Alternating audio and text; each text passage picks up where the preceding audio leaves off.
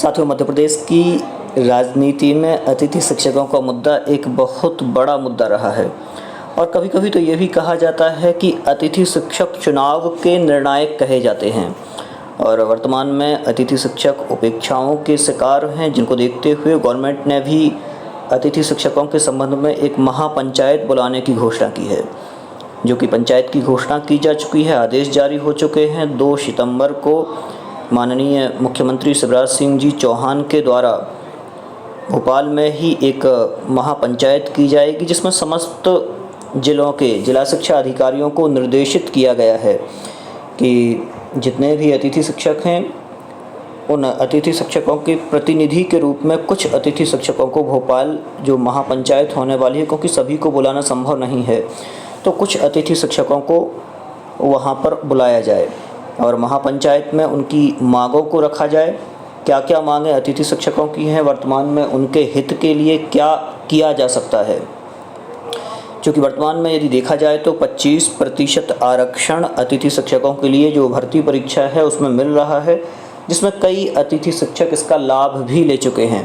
क्योंकि आप लोग सोच रहे होंगे कि अब क्या हो सकता है इसमें, तो कई हमारे अतिथि शिक्षकों की बहुत सारी मांगें भी रही हैं कि ये मांग पूरी हो जाए, ये मांग पूरी हो जाए, जिसमें ये कह सकते हैं कि वेतन वृद्धि, 12 माह की वेतन ये कहें, और नियमितीकरण जैसे मुद्दे प्रमुख रहे हैं।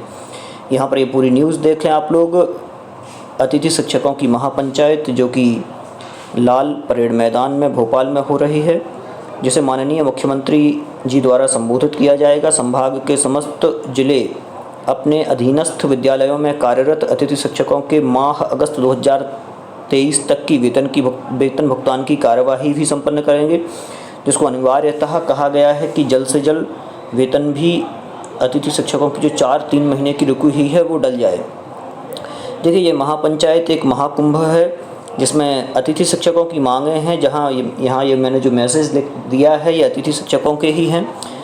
मध्य प्रदेश के सभी सम्मानित अतिथि शिक्षक, जैसा कि सभी को सर्वविदित है, मध्य प्रदेश के यशस्वी मुख्यमंत्री आदरणीय शिवराज सिंह जी चौहान की अध्यक्षता में आयोजित 2 सितंबर 2023 को दोपहर 2 बजे अतिथि शिक्षकों की महापंचायत लाल परेड ग्राउंड में प्रस्तावित है।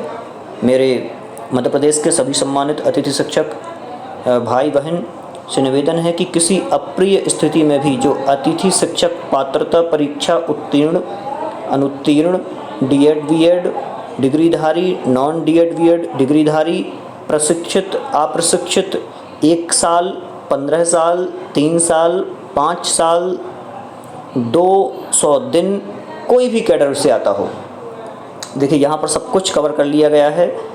आप लोगों ने देखा होगा कई प्रकार के अतिथि शिक्षक भाई हमारे हैं। आप लोग कमेंट पर बता सकते हैं आप किस कैटेगरी, मतलब कि किस कैडर में आते हैं। आप उत्तीर्ण हैं परीक्षा, पात्रता परीक्षा उत्तीर्ण अतिथि शिक्षक हैं, अनुत्तीर्ण अतिथि शिक्षक हैं, बीएड डीएड धारी हैं, नॉन बीएड डीएड धारी हैं, प्रशिक्षित अप्रशिक्षित हैं। आपका अनुभव 1 साल का है या 1 सत्र का है या 3 सत्र का है, 5 सत्र का है, 10 सत्र का है, मतलब कितने सत्र का आपका अनुभव है, इस प्रकार से भी हैं। शासकीय विद्यालयों में अध्यापन कार्य संपन्न कराने वाला अतिथि शिक्षक, अतिथि शिक्षिका, या फिर पिछले कई सत्रों में अध्यापन कार्य करा चुके हैं लेकिन अब वर्तमान में अतिथि शिक्षक के पद पर नहीं है, ऐसे भी हमारे कई अतिथि शिक्षक भाई हैं। तो बस यहाँ पर इस वीडियो के माध्यम से यही कहने की कोशिश कर रहा था कि यदि कुछ हो तो वो सभी अतिथि शिक्षकों के संबंध में हो। ऐसा ना रहे कि किसी अतिथि शिक्षक भाई को छोड़ दिया जाए और सभी अतिथि शिक्षक जो संगठन हैं, चूँकि मैं भी अतिथि शिक्षक रहा हूँ, जितने भी अतिथि शिक्षक संगठन हैं वो भी ये ध्यान रखें कि किसी भी प्रकार से किसी भी अतिथि शिक्षक भाई का अहित ना हो, या फिर ये ना रहे कि आप एक कोई क्राइटेरिया बनाएं कि इन अतिथि शिक्षकों को लिया जाए, इतने सत्र वालों को लिया जाए। ये एक प्रकार का क्राइटेरिया ना रख के सभी अतिथि शिक्षकों को एक प्रकार का लाभ प्राप्त हो, ऐसी मांग आप सभी को रखना है। माननीय मुख्यमंत्री जी से कहा था कि नियमितीकरण संभव, उन्होंने कहा था माननीय मुख्यमंत्री जी ने कि नियमितीकरण संभव नहीं है, तो उनसे एक मांग है कि 12 माह का वेतन हो और 60 वर्ष का सेवा काल, 62 वर्ष की सेवा अवधि रहे, ये होना चाहिए, ताकि इससे किसी भी वर्ग का नुकसान ना हो। ये हाँ, हो सकता है कि यदि इस प्रकार से होता है तो यहाँ जो इतने वर्ग दिए हुए हैं इनमें से किसी भी वर्ग का नुकसान नहीं होगा। और यदि एक किसी भी वर्ग के अतिथि का नुकसान होता है तो फिर जो ये फैसला है महापंचायत का वो सरकार का एक सफल फैसला नहीं रहेगा। गवर्नमेंट भी चाहेगी कि बहुत हद तक अच्छा हो जाए और अतिथि शिक्षक भाइयों के साथ में सभी खड़े हुए हैं, हम लोग सभी हैं। चूँकि मैं अब परमानेंट टीचर हुआ हूँ इसी एक पिछले वर्ष जो अपनी 2018 वाली भर्ती है उसमें, चूँकि अतिथि शिक्षक आप जैसा ही रहा हूँ। मैं अतिथि मैंने की है तो मैं जानता हूँ कि समस्याएं कितनी हैं, किस प्रकार से व्यवहार अपने साथ किया जाता है ये भी जानता हूँ। तो अतिथि शिक्षकों के संबंध में बस यही है कि कुछ अच्छा होना चाहिए। पिछले 2 चुनाव निकल गए, हमारे सामने ही निकले हैं, जिसमें कुछ नहीं हुआ उतना ज़्यादा। पिछले वाले चुनाव में 25% आरक्षण की घोषणा हुई थी, वो भी एक हद तक ठीक रही है।